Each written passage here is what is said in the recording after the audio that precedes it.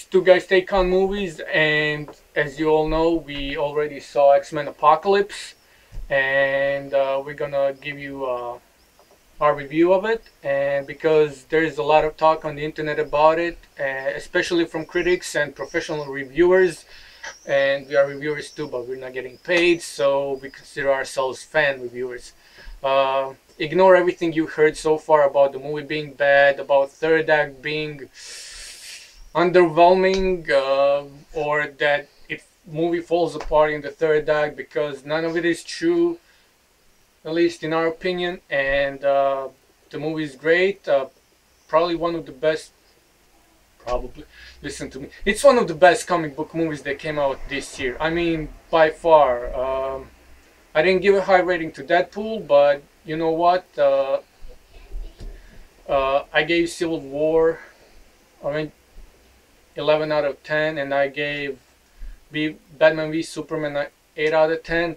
This movie gets a 10 out of 10 for me, even though it could be a 9, but as much as we talk about it off camera, the less stuff I find that makes this movie so bad that I would give it a 9. And you're the X-Men fan. I'm the X-Men fan. For me, this is the movie I've been waiting for the whole year long. I enjoy Civil War. Definitely a hell of a movie, but for me, it was the X-Men is currently the best movie that came out this year so far. There's, at least as far as the superhero genre is concerned. First act, second act, third act. You can name all the acts you want. Brian connects everything. The whole story makes sense, from the bad guy to the good guys to the in-between. Characters are... It's amazing how well developed they are. Especially, even though for some of them it's their first reappearance. We get a younger version of Cyclops, Jean Grey. And especially considering the amount of characters that we have in this movie too. Oh yeah. And they all get equal screen time. Which was amazing, because usually when you get more characters, especially when it gets up to like 10 of them, you're stuck with like who gets screen time, who gets left out.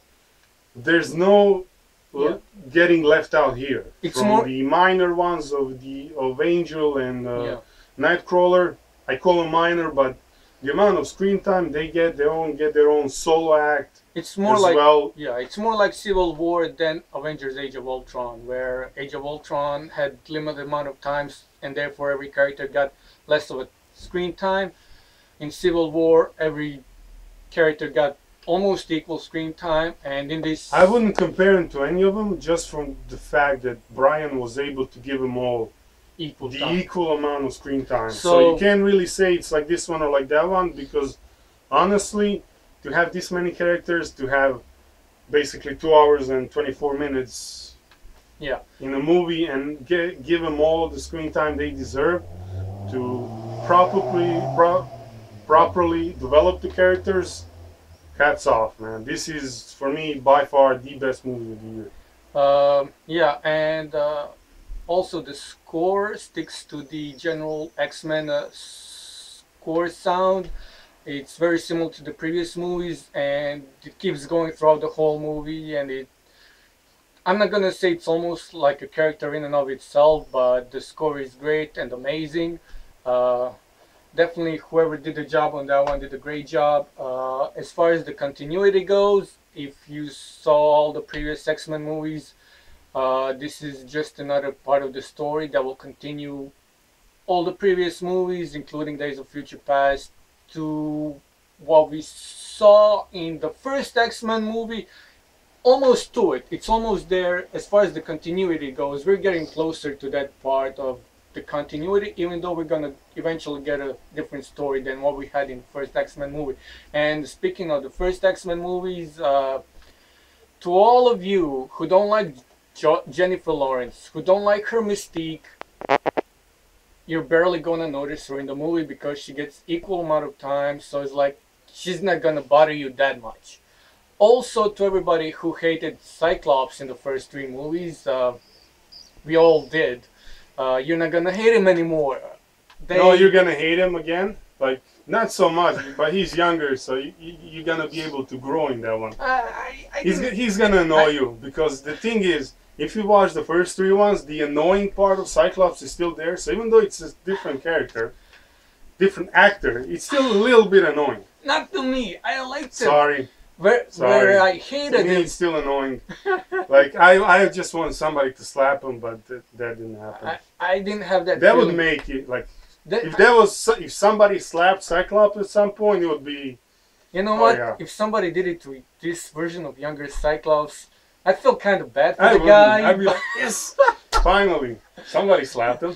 No, I liked him. I liked him, and I actually don't usually like Cyclops, but whether it's animated series or movies, No, but he does a great job. Jobs.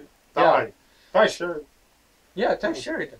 Ty Sheridan, Um, yeah, does a great job with and- Cyclops. Storm was also great, even though she was a minor character in this movie. I liked her better than Halle Berry. Well, she definitely did a good job. The difference is the apocalypse comes. He picks up he picks Can out we talk about Apocalypse for a second? apocalypse Because man.